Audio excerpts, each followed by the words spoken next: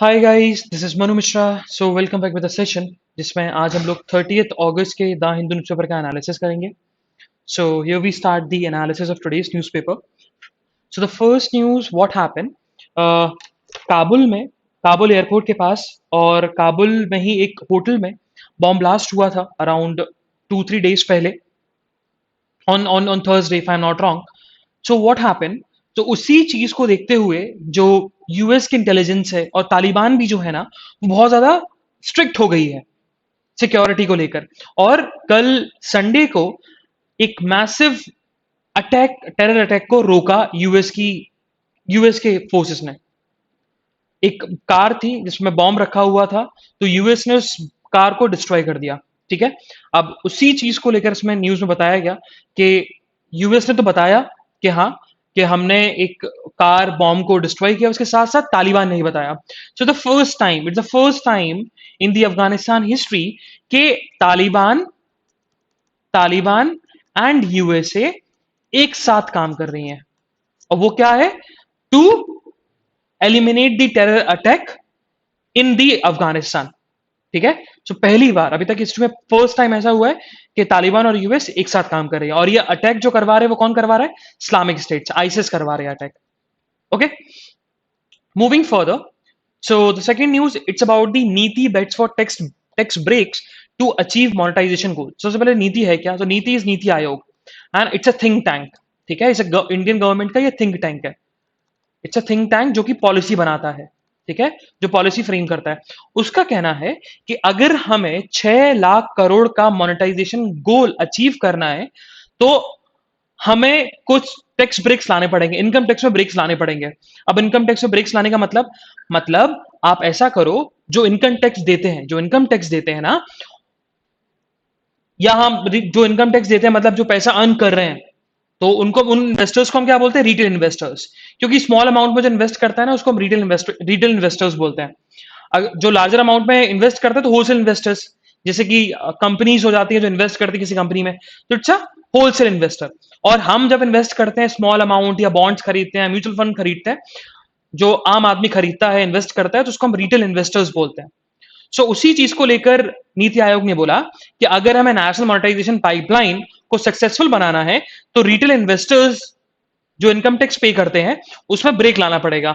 और retail investors को बताना पड़ेगा कि आप इन्वेस्टमेंट करो इंफ्रास्ट्रक्चर इन्वेस्टमेंट ट्रस्ट में, और और retail real estate investment trust में। सो अगर आप दो चीजों में इन्वेस्टमेंट करोगे ना, infrastructure investment trust and real estate investment trust, तो फिर आपका टैक्स एग्जेम्प्ट होगा under the section 54 EC of the income tax act 1961। अच्छा, अब ये section 54 EC of income tax 1961 क्या बोलता है? सेक्शन 54 ईसी बोलता है कि अगर आपने इमूवेबल प्रॉपर्टी में इन्वेस्ट किया, अगर आपने इमूवेबल प्रॉपर्टी में इन्वेस्ट किया within 6 months of the sale, मतलब मान के चलो गवर्नमेंट ने बोला कि भैया आज से फ्रॉम 1 September से हम बॉन्ड्स बेचना स्टार्ट करते हैं। तो भैया 1 September से लेकर, मतलब 1 September के विद इन 6 months में अगर आप खरीदते हो ये बॉन्ड्स। अच्छा, ये बॉन्ड्स लॉन्ग टर्म बॉन्ड्स होते हैं क्योंकि इंफ्रास्ट्रक्चर है, रियल एस्टेट है, बनने में टाइम लगता है ना। तो जो भी उससे रेवेन्यू जनरेट होता है, उसके बाद जिनने बॉन्ड खरीद रखे हैं उनको पैसा मिलता है धीरे धीरे। तो भैया जो भी प्रॉफिट जनरेट होगा, तो पहले आपको विद इन 6 months खरीदना पड़ेगा। उसके बाद जो भी प्रॉफिट जनरेट होगा, लॉन्ग टर्म प्रॉफिट जनरेट होगा after 2 years, 3 years, 5 years, 10 years, उस प्रॉफिट में टैक्स नहीं लगाया जाएगा। तो नॉन टैक्सेबल प्रॉफिट होगा। उस प्रॉफिट में आपके ऊपर नो टैक्स लगेगा, कोई टैक्स नहीं लगेगा। तो जिससे जो इन्वेस्टर्स है वो अट्रैक्ट होंगे। ओके, लेकिन अब क्वेश्चन उठता है कि what is infrastructure investment trust and the real estate investment trust.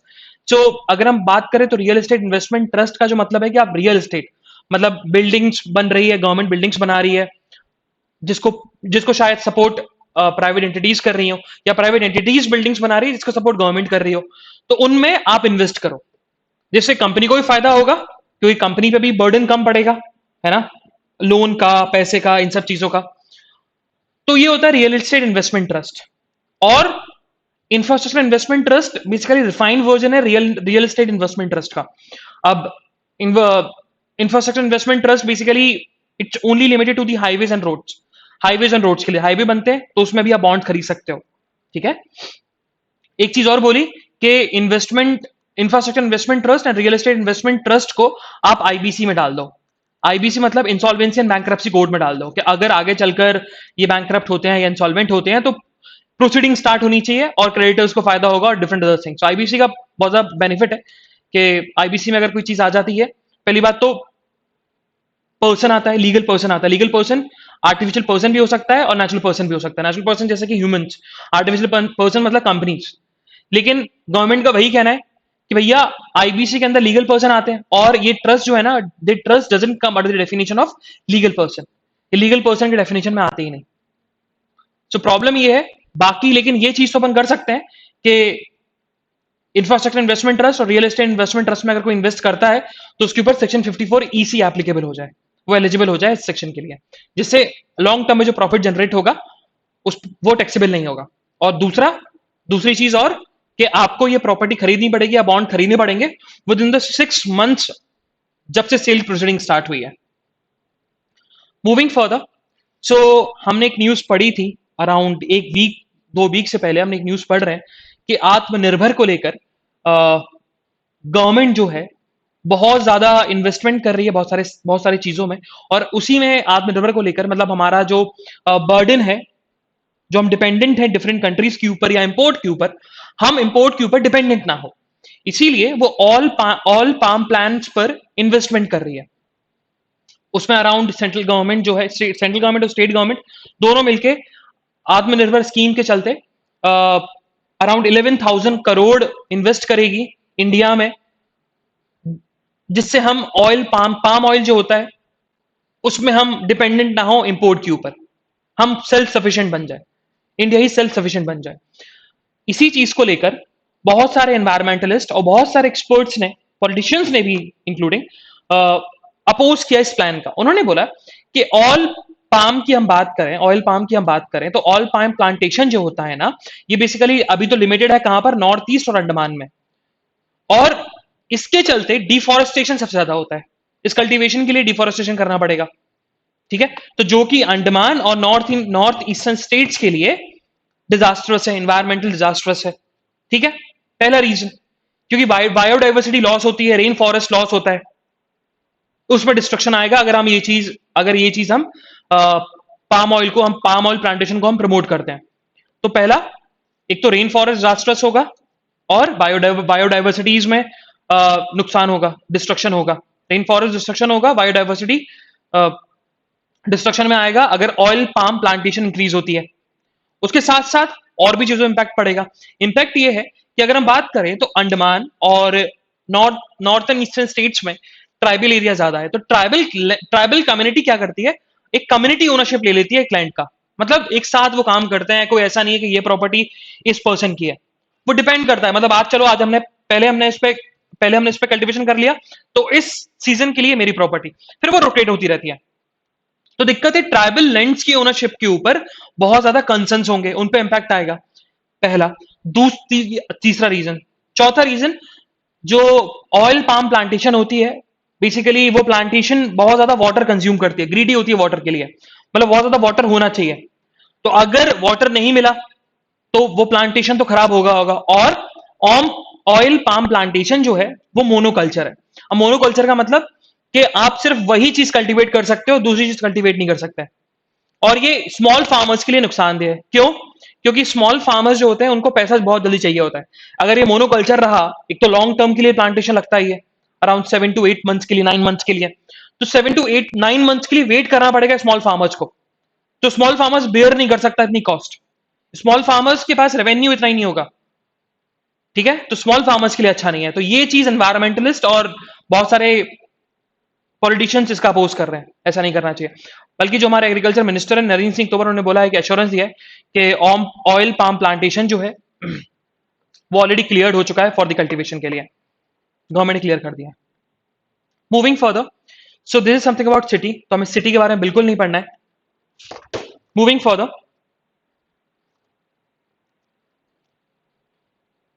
So on the north east state, so north east में बात करें नॉर्थ ईस्ट रीजन में हम बात करें तो हमारे लिए एक ही चीज इंपॉर्टेंट है, that is about the Manipur autonomous council head accused of fund misuse. So ये न्यूज हमारे लिए इतनी ज्यादा इंपॉर्टेंट नहीं हो जाती, बट हाँ इंपॉर्टेंट क्या है, ऑटोनोमस काउंसिल।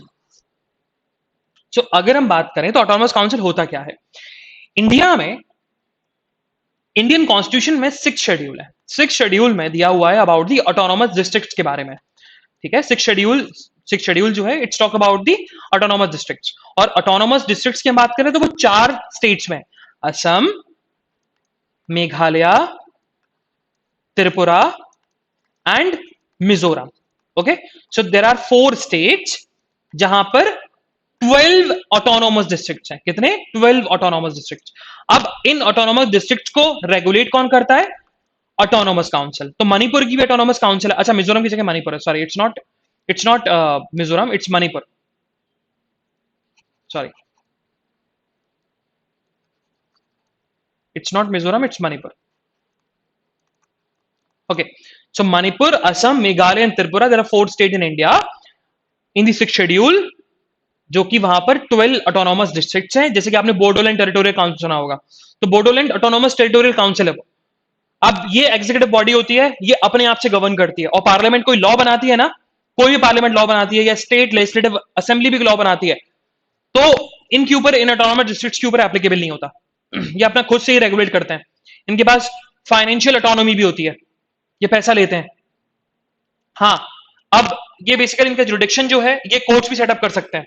ठीक है, डिस्ट्रिक्ट कोर्ट्स भी सेटअप कर सकते हैं, काउंसिल कोर्ट्स भी सेटअप कर सकते हैं। तो इसका जुरिडिक्शन जो है वो high court of that respective state के पास होता है। जैसे असम का गुवाहाटी हाई कोर्ट के पास होगा, मेघालय का भी उसके पास, त्रिपुरा, क्योंकि गुवाहाटी हाई कोर्ट का जुरिडिक्शन बहुत सारे स्टेट्स के ऊपर है। ठीक है, सो ये चीज होती रहती है। तो वही हुआ कि मणिपुर का जो ऑटोनोमस काउंसिल है, उसके जो हेड के ऊपर बहुत ज्यादा एक्यूजेशन लगी है कि उन्होंने फंड का मिसयूज किया है, जो कि उनको गवर्नमेंट से मिले थे। डायरेक्टली जो फंड होता है ना, वो कंसोलिडेटेड फंड ऑफ इंडिया से मिलता है। अब ऑटोनोमस डिस्ट्रिक्ट्स बनाए क्यों गए? उसका रीजन ये है क्योंकि इंडिया में ट्राइबल पॉपुलेशन बहुत ज्यादा है, कि ट्राइबल को ऑटोनॉमी मिले, ट्राइबल कम्युनिटी को ऑटोनॉमी मिले। उनको ये ना लगे कि हमें क्योंकि ट्राइबल्स का कल्चर अलग है, रहना अलग है, और वहीं अर्बन एरियाज, रूरल एरियाज, जहां नॉर्दर्न स्टेट, सदर्न स्टेट्स की हम बात करें तो सिमिलर दिखता है, रेगुलेट कर सकते हैं। इसी चीज के चलते, इसी चीज के चलते ऑथर का मतलब, इसी चीज के चलते 6 शेड्यूल में 4 स्टेट्स में जो 12 ऑटोनोमस डिस्ट्रिक्ट्स हैं, उनको उनको ऑटोनॉमिक काउंसिल बनाने की परमिशन मिली है, और वो पैसा ले सकते हैं और अपने हिसाब से रेगुलेट कर सकते हैं कि उनको फ्रीडम मिले। Moving further, so southern region में आज कुछ इंपॉर्टेंट न्यूज नहीं है हम from our examination perspective. So we directly move to the editorial page. तो अगर हम एडिटोरियल में जाएं तो आज हमारे लिए 3 एडिटोरियल इंपॉर्टेंट है। So first one is about a fine line, इसको हम डिस्कस करेंगे। The second one is about the seize this opportunity to institutionalise accountability. So it's about the Indian government, और इंडियन गवर्नमेंट का क्या stand होना चाहिए vaccination को लेकर और वैक्सीन कंपनीज को लेकर, इंडैमिनिटी के बारे में इसको हम डिस्कस करने वाले हैं। And the third one is about the towards a more human police force, इसको हम डिस्कस करेंगे। तो 3 एडिटोरियल हमारे हमारे लिए इंपॉर्टेंट है। So first will discuss the fine line. So what happened, recently एक बहुत बड़ा इशू जनरेट हुआ, वो भी हिमालयन रीजन में, स्पेशली इन दी उत्तराखंड। हुआ ये कि उत्तराखंड गवर्नमेंट का कहना है कि फ्रॉम अराउंड 10 to 20 ईयर्स, उससे भी पहले, हाइड्रो इलेक्ट्रिक प्रोजेक्ट जो है उत्तराखंड रीजन में, वो अभी भी पेंडिंग पड़े हुए हैं। अब पेंडिंग इस वजह से पड़े हुए हैं क्योंकि बोला जाता है because of the hydro electric project environmental और इकोलॉजिकल चैलेंज आ सकते हैं उत्तराखंड रीजन में। लेकिन अगर हम उत्तराखंड की बात करें तो उत्तराखंड ही ऐसा रीजन है, एक ऐसा रीजन इंडिया में जहां पर हाइड्रो इलेक्ट्रिक प्रोजेक्ट जो है सक्सेसफुल हो सकते हैं, क्योंकि वहां पर वाटर की कमी नहीं है।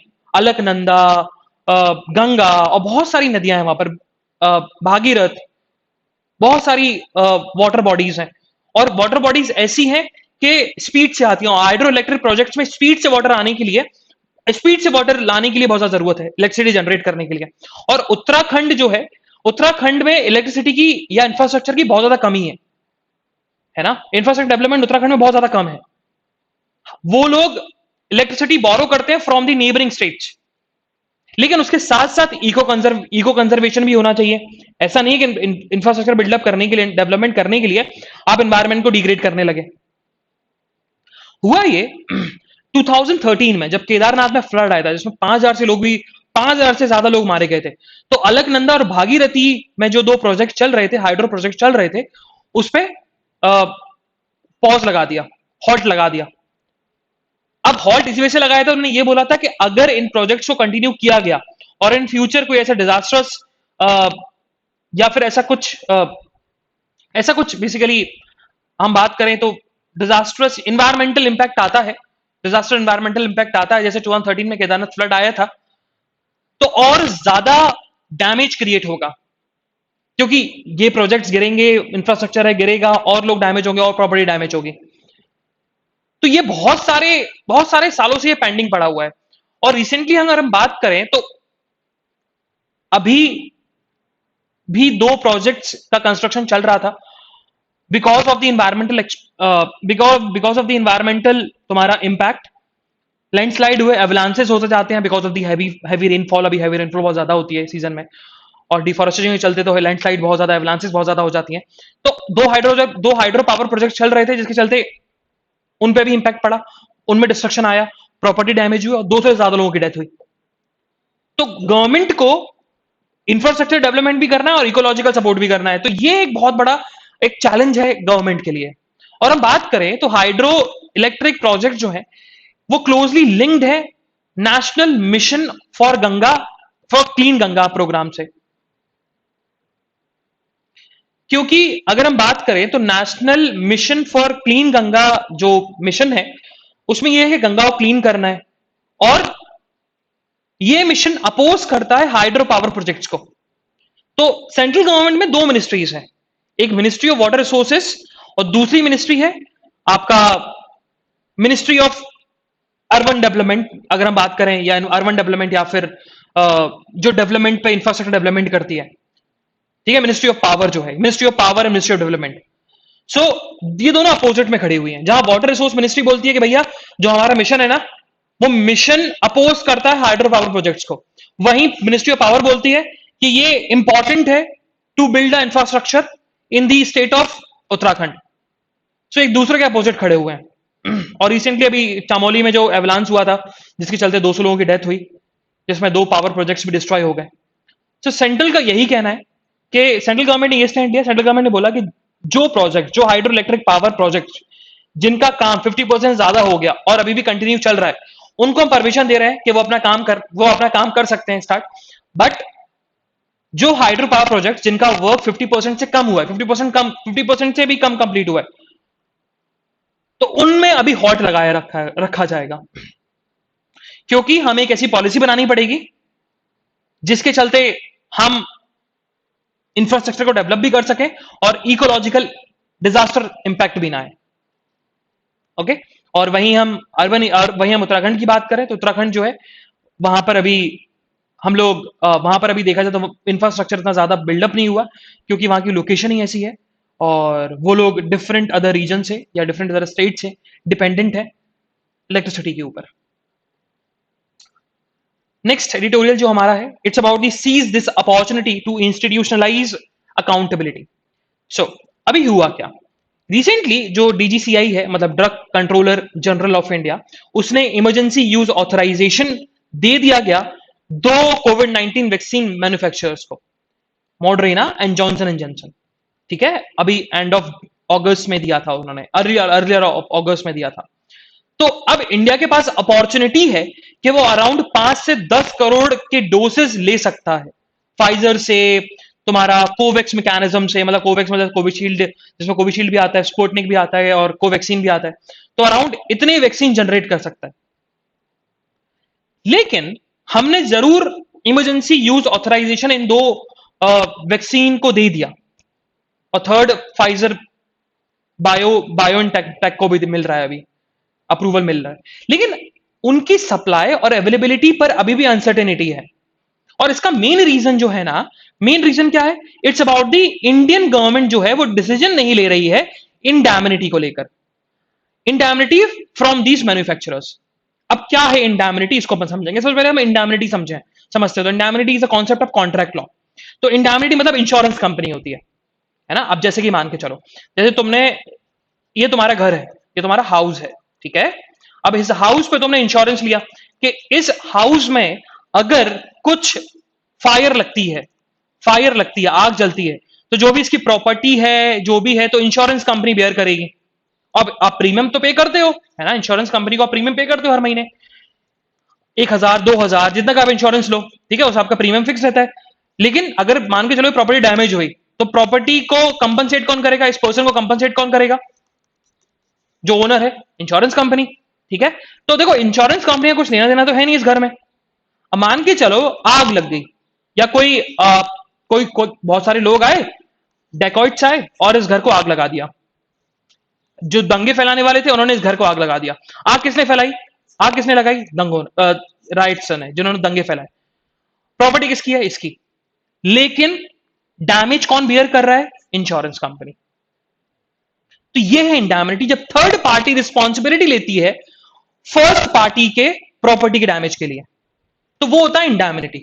तो इसके बीच में और इंश्योरेंस, इस पर्सन जो ओनर था और इंश्योरेंस कंपनी के बीच में जो कॉन्ट्रैक्ट हुआ, उसको हम क्या बोलेंगे? In contract of indemnity. अब ये मैन्युफैक्चरिंग में, ये बेसिकली वैक्सीन में कैसे एप्लीकेबल होगा? बहुत सिंपल है, देखो। अब कैसे एप्लीकेबल होने वाला है अपन डिस्कस करेंगे, देखना। बहुत सिंपल है। अगर हम बात करें तो वैक्सीन में एक चीज होती है, एडवर्स इवेंट्स फॉलोइंग इम्यूनाइजेशन। बहुत सिंपल है, मतलब आपको वैक्सीन लगने के बाद अगर कुछ आपके बॉडी में एडवर्स इवेंट्स होते हैं, सीरियस या रेयर इवेंट्स होते हैं, मतलब आपकी डेथ हो जाती है, या आप हैंडीकैप हो जाते हो, या फिर आपकी बॉडी बहुत ज्यादा डिक्रीज हो जाती है, इम्यूनिटी बहुत ज्यादा डिक्रीज हो जाती है, हो सकता है इम्यूनाइजेशन का भी नेगेटिव इंपैक्ट पड़ सकता है बॉडी के ऊपर। तो मान के चलो इस पर्सन को वैक्सीन लगी। वैक्सीन किसने बनाई? जॉनसन एंड जॉनसन ने। इस पर्सन को वैक्सीन लगी, तो लाइबल कौन होगा? क्योंकि इसके ऊपर एडवर्स इवेंट हुए, Johnson and Johnson. Johnson and Johnson बोल रही है कि हमें इस चीज के लिए इंडैमिनिटी मिलनी चाहिए, मतलब हम रिस्पॉन्सिबल नहीं होंगे for the adverse event following immunisation के लिए। ये मैन्युफैक्चरर्स का कहना है कि हमें इंडैमिनिटी प्रोवाइड कर दो। तो क्वेश्चन ये उठता है कि मैन्युफैक्चरर्स क्यों मांग रहे हैं इंडैमिनिटी? तो इसका मेन रीजन ये है क्योंकि जिन जिन कंट्रीज में इन लोगों को इमरजेंसी यूज ऑथराइजेशन मिला है, वहां की गवर्नमेंट ने उनको इंडैमिनिटी प्रोवाइड कर दी, बट इंडियन गवर्नमेंट उनको इंडैमिनिटी प्रोवाइड नहीं कर रही। अब इंडैमिनिटी प्रोवाइड नहीं कर रही, इसका मेन रीजन क्या है?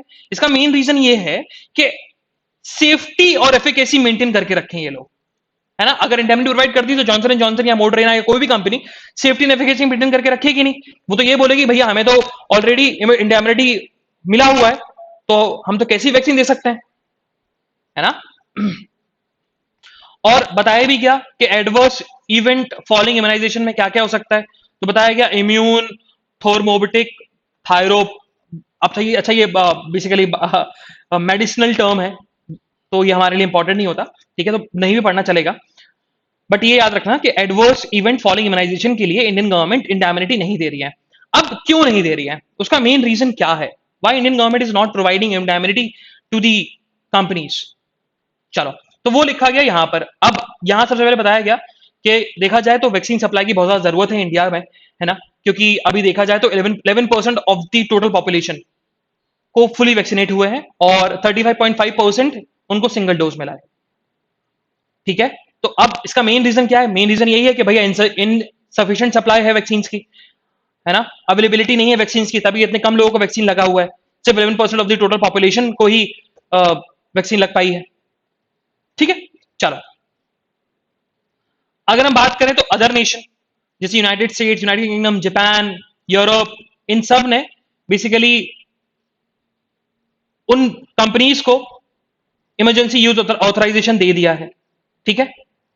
अब और यही मेन रीजन है, यही मेन रीजन है कि मैन्युफैक्चरर्स जो हैं जो इंडैमिनिटी डिमांड कर रहे हैं, यही मेन रीजन है, यही मेन रीजन है, क्योंकि अदर कंपनीज ने भी दे दिया, ठीक है।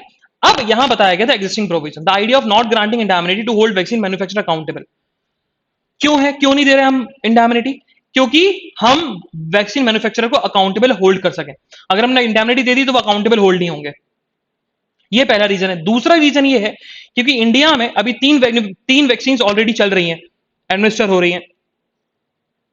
कोविशील्ड, कोवैक्सीन, स्पुतनिक, इनको भी इंडेमनिटी नहीं मिली, लेकिन अगर हमने उनको इंडेमनिटी दे दी तो फिर ये कंपनीज भी इंडेमनिटी मांगेंगी, है ना।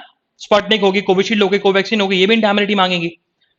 अब गवर्नमेंट इस डिसीजन को बेसिकली इतना डिले क्यों कर रहा है?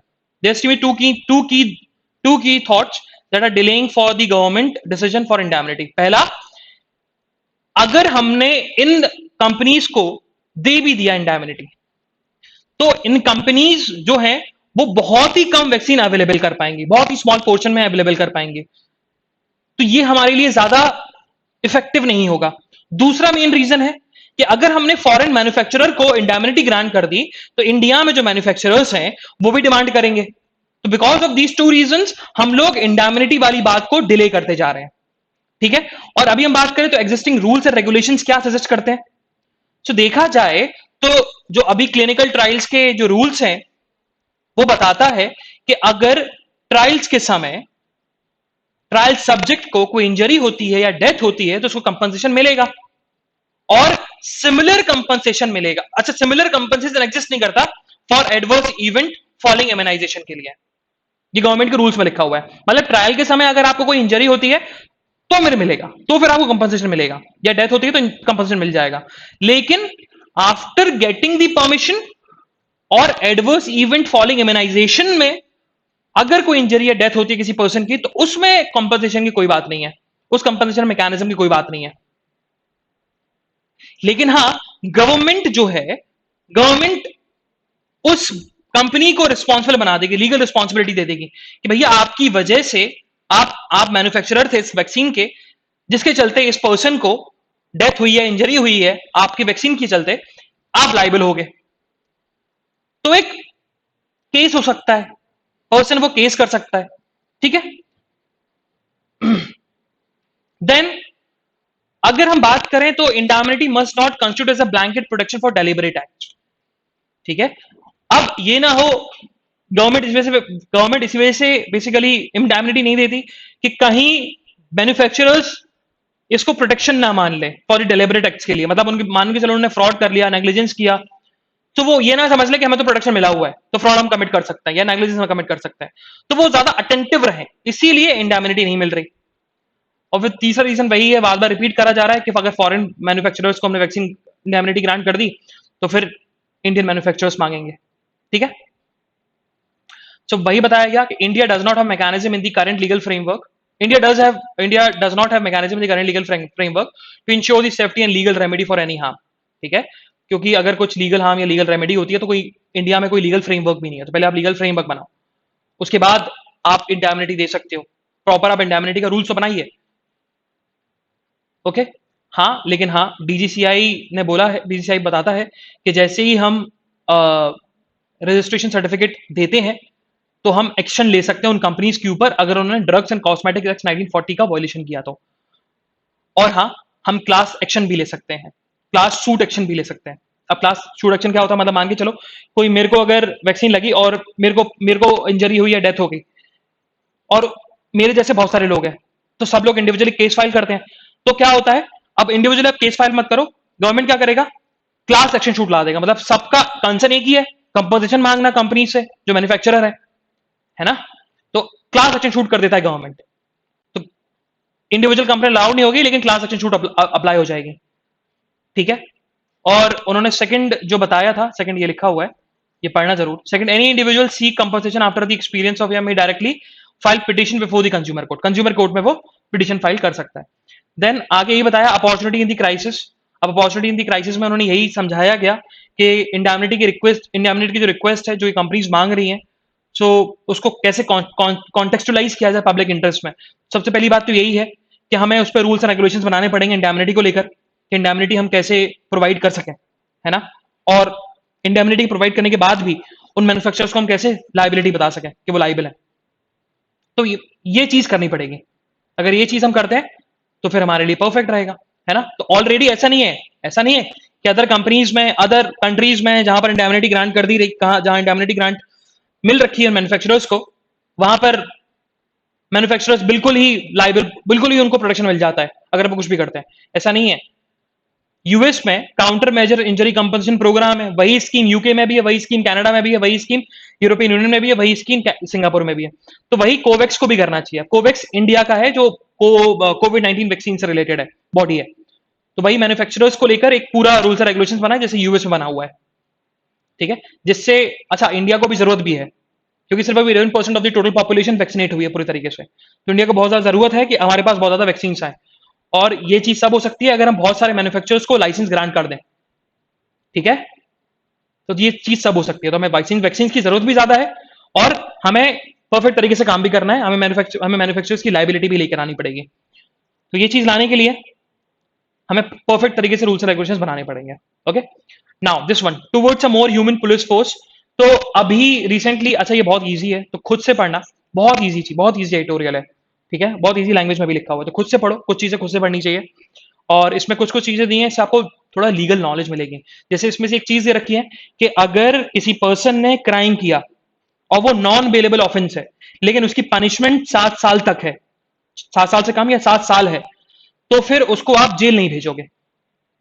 उसको जरूरी नहीं कि अरेस्ट करो, जरूरी नहीं अरेस्ट करो, अनटिल अनलेस अगर ऐसा माना जाता है कि वो एविडेंस के साथ टैंपर कर सकता है या विटनेस के साथ टैंपरिंग कर सकता है। ठीक है, तो अभी रिसेंटली एनवी रमन्ना ने बोला था कि सबसे ज्यादा अगर ह्यूमन राइट के वॉलेशन होते हैं वो पुलिस स्टेशन में होते हैं, और वही चीज को इस ऑथर ने काउंटर किया है। आर के विज बेसिकली आईपीएस ऑफिसर है, उन्होंने काउंटर किया कि ऐसा नहीं है कि ह्यूमन राइट के वॉलेशन बहुत ज्यादा पुलिस स्टेशन में ही सबसे ज्यादा होते हैं। हाँ, होते हैं, हम इसको डिनाई नहीं कर रहे, लेकिन कम हुए हैं। अगर हम एक 10 साल की बात करें, 2010 से 2019 तक की बात करें, तो बहुत ज्यादा केसेस डिक्रीज हुए हैं, अरेस्ट भी डिक्रीज हुए हैं। अब ह्यूमन राइट वॉलेशन कैसे कम कर सकते हो पुलिस स्टेशन में? आप अरेस्ट कम करो। अगर आप अरेस्ट कम कर दोगे तो पर्सन पुलिस स्टेशन आएगा ही नहीं, पुलिस स्टेशन नहीं आएगा तो उसके ऊपर पुलिसमैन क्रुएलिटी कर ही नहीं पाएंगे, ह्यूमन राइट वायलेशन कर ही नहीं पाएंगे। तो अरेस्ट कम करो। तो वही चीज 10 साल में हुई है, और उन्हें वही बताया कि भैया अगर किसी ने क्राइम कर रखा है जिसकी सजा 7 साल या 7 साल से कम है, तो उसको अरेस्ट करना जरूरी नहीं है अनटिल अनलेस वो एविडेंस या विटनेस के साथ टैंपरिंग करे। ठीक है, वही चीज बताई कि बहुत सिंपल है, केसेस भी दिए गए, तो केसेस से डरना मत, बहुत सिंपल लैंग्वेज में समझाया गया। Moving further, so because of the, अभी इन्फोसिस के बताया था कि जो हमारे फाइनेंस मिनिस्टर है निर्मला सीतारमन, उन्होंने इन्फोसिस के सीईओ को बुलाया था कि आप आओ और रीजन बताओ कि भैया ये ऑनलाइन इनकम टैक्स पे क्यों नहीं कर सकते। और डेडलाइन आने वाली थी, तो जिसके चलते फाइनेंस मिनिस्ट्री ने बोला है कि because of the IT portal में ग्लिचेस आए हैं, तो हम इनकम टैक्स या फिर जो भी आपको फॉर्म्स फिलअप करने हैं उनकी डेडलाइंस हम एक्सटेंड कर देते हैं। तो वो डेडलाइन एक्सटेंड हो चुकी है मार्च 2022 तक। मूविंग फर्दर, सो इंडिया और रशिया में अभी डिफेंस ट्रेड डील हुई है कि रशिया सप्लाई करेगा S-400 एयर डिफेंस सिस्टम, है ना। अच्छा, ये क्यों ले रहा है इंडिया? क्योंकि अभी तालिबान रजीम आ गया, तो इंडिया को बहुत ज्यादा डर है कि टेरर अटैक बहुत ज्यादा हो सकते हैं, है ना। इसीलिए डिफेंस सिस्टम इंडिया ले रहा है रशिया से। तो वही जो इंडियन एम्बेसडर है टू रशिया के लिए, उनका बोलना है कि इंडिया और रशिया जो है वो सेंट्रल एशिया में टाइज बनाना चाहते हैं और इसको, उन टाइज को एक्सपेंड करना चाहते हैं। सो इंडिया और रशिया के रिलेशनशिप अच्छे हो सकते हैं अभी। ठीक है, और ये वही न्यूज है, फर्स्ट न्यूज से रिलेटेड ही है कि आईबीसी के provision, Indian sorry insolvency bankruptcy code के प्रोविजन जो है वो इंफ्रास्ट्रक्चर इन्वेस्टमेंट ट्रस्ट के एप्लीकेबल होने चाहिए, एक्सपर्ट्स का कहना है। But according to the law, infrastructure investment trust या ट्रस्ट जो होते हैं वो लीगल पर्सन के डेफिनेशन में नहीं आते। जब लीगल पर्सन के डेफिनेशन में नहीं आते तो आईबीसी में कैसे आ सकता है? तो वही है, पहले आप उसको लीगल पर्सन के डेफिनेशन में लेके आओ, उसके बाद आप प्रोविजन को एक्सटेंड कर देना। Moving further, so India silent on Taliban overture. इसमें बताया गया कि इंडिया बहुत ज्यादा साइलेंट है तालिबान को लेकर, कि तालिबान के जो स्पोक पर्सन उन्होंने बोला था कि हम इंडिया के साथ रिलेशन अच्छे रखना चाहते हैं, इंडिया ने बहुत ज्यादा इन्वेस्टमेंट कर रखा है अफगानिस्तान में, तो हम चाहते हैं इंडिया कंटिन्यू करे और इंडिया के साथ हमारे रिलेशन अच्छे हों। लेकिन इंडिया ने उस बात को लेकर कोई भी स्टेटमेंट नहीं दिया। ठीक है,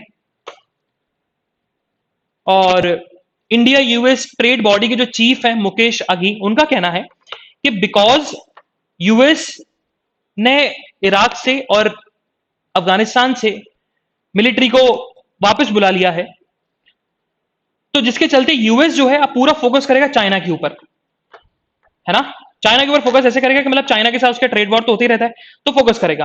और जो यूएस डिपेंडेंट है चाइना के ऊपर, लेबर क्योंकि और इजी कॉस्ट पड़ता है, कॉस्ट एफिशिएंट है, तो इसी के चलते यूएस शायद शिफ्ट हो जाए इंडिया की तरफ, क्योंकि यूएस अगर चाइना के बाद कोई सेकंड लार्जेस्ट मार्केट है और जहां पर लेबर कम चार्ज करती है तो वो इंडिया है। तो हो सकता है कि इंडिया और यूएस के रिलेशनशिप अच्छे हो जाएं, ट्रेड रिलेशनशिप अच्छे हो जाएं और बहुत अच्छे हो जाएं, और यूएस पूरा का पूरा ट्रेड में शिफ्ट, जो उसका ट्रेड है चाइना के साथ, वो शिफ्ट कर दे इंडिया के ऊपर। तो बहुत ज्यादा इंडिया को इकोनॉमिकल बेनिफिट मिलेगा, ये कहना है। तो इंडिया को भी इकोनॉमिक कॉर्पोरेशन दिखाना पड़ेगा। मूविंग फर्दर, सो सुप्रीम कोर्ट ने प्रोटोकॉल इशू कर दिया है फिजिकल हियरिंग को लेकर, क्योंकि कोविड-19 की वजह से फिजिकल हियरिंग बहुत दिनों सस्पेंडेड थी सारे कोर्ट्स में, स्पेशली सुप्रीम कोर्ट्स में। तो वही कहना है कि सुप्रीम कोर्ट का कि हम फिजिकल हियरिंग को लेकर प्रोटोकॉल इशू करते हैं। Moving further, so from the world news हमारे लिए आज दो इंपॉर्टेंट न्यूज हैं। The first one is about, क्योंकि अभी जब अफगानिस्तान में टेररिस्ट अटैक हुआ था, दो बॉम्ब ब्लास्ट हुए थे, जिसमें 13, जिसमें अराउंड 100 लोगों की डेथ हुई थी, है ना, जिसमें से 13 यूएस पर्सनल थे। और उन 13 यूएस पर्सनल्स को बेसिकली जो बाइडेन, जो कि यूएस के प्रेसिडेंट है, उन्होंने ऑनर किया। और उसके साथ साथ उन्होंने बोला है कि जिन्होंने भी, जो भी इस अटैक के पीछे थे, उनको पनिशमेंट दी जाएगी। मूविंग फर्दर, सो ये this something about the South China Sea, पढ़ना जरूर, बहुत इंपॉर्टेंट है। सो साउथ चाइना सी की हम बात करें तो साउथ चाइना सी जो है ना, उस पे टेरिटोरियल क्लेम करता है आपका बेसिकली चाइना। बोलता है कि हमारी टेरिटोरियल वाटर है, तो इसमें जो भी ट्रेड होगा ना, उसमें आपको पैसा पे करना पड़ेगा और हमसे परमिशन मांगनी पड़ेगी। और इसी को काउंटर करने के लिए क्वाड ग्रुप बना था, है ना, साउथ चाइना सी को लिए। चाइना हमेशा बोलता है because of the 9 dash line, South China Sea जो है वो टेरिटोरियल वाटर में आता है। जैसे 9 डैश लाइन है ना, 9 dash line is on the line of one belt one road initiative, है ना। World bank one road initiative का एक 9 डैश लाइन है जो कि साउथ चाइना सी में। वो बोलता है कि 9 डैश लाइन मतलब 9 छोटे छोटे आइलैंड्स हैं जो कि चाइना के टेरिटरी में आते हैं। तो इसी के चलते उनकी टेरिटोरियल वाटर्स भी, साउथ चाइना सी का टेरिटोरियल वाटर्स भी उनके कंट्रोल में है, वो उनकी टेरिटरी है, ठीक है। और इंडिया की बात करें तो इंडिया के ट्रेड जो है ना, 55% of the total India trade वो इस वाटर से जाता है। सो इंडिया के ऊपर बहुत ज्यादा इंपैक्ट पड़ेगा अगर साउथ चाइना सी के ऊपर चाइना का पूरा क्लेम आ जाए। तो इसी चीज को लेकर इंडिया को क्वाड ग्रुप को लेकर बहुत ज्यादा बेसिकली अलाइव रहना पड़ेगा। और बहुत सारे नेशंस भी हैं जो इसके अगेंस्ट है, 9 डैश लाइन के अगेंस्ट है, चाइना के अगेंस्ट है, जो कि चाइना साउथ चाइना सी में कंट्री, उसमें भी जो नेशंस हैं, Philippines, Vietnam, Malaysia, Indonesia. Okay, so आज इकोनॉमिक न्यूज तो आती नहीं है because today was Monday. And sports news में हमारे लिए इंपॉर्टेंट न्यूज हो जाती है, क्योंकि कल 3 मेडल पैरालंपिक्स में इंडिया को मिले। So one is from the Nishad, silver medal, second one is from the Bhavina, and third one is from the Vinod. So Paralympics जो कि अभी टोक्यो में ही हो रहा है ना, तो निषाद को जो मिला हुआ है ओलंपिक सिल्वर मेडल, वो मिला है बेसिकली हाई जंप में। एंड भाविना को मिला है टेबल टेनिस में, विनोद को मिला है डिस्कस थ्रो में। सो अभी लिखते जाओ, अभी और भी पैरालंपिक्स अभी कंप्लीट नहीं हुआ है, अभी पैरालंपिक्स होंगे और पता लगता जाएगा कि इंडिया को टोटल मेडल कितने मिले। तो याद रखना जरूर कि पैरालंपिक्स में इतने ज्यादा मेडल मिलते जा रहे हैं। Okay, so this is the analysis of today's newspaper. हम लोग कल फिर मिलेंगे with some exciting news, some exciting current affairs. तो तब तक के लिए bye bye, have fun and enjoy your day. Okay, bye bye guys.